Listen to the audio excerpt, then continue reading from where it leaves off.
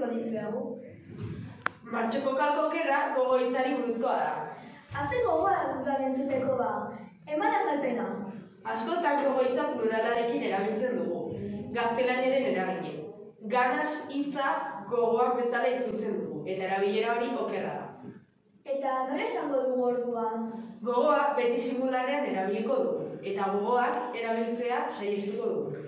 Ados, ikusi itzagun adibideak.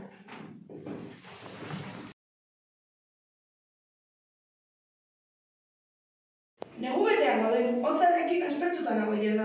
Bai, arrazoi duzu, baina ez dira eta sekulako gogoak ditut.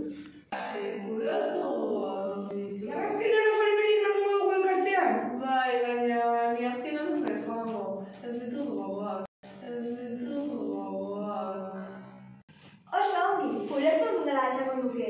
Haze gogoa dudan praktikatzeko. Saiatzko gara ea azkar barneratzen dugun. Bihar arte! Aio!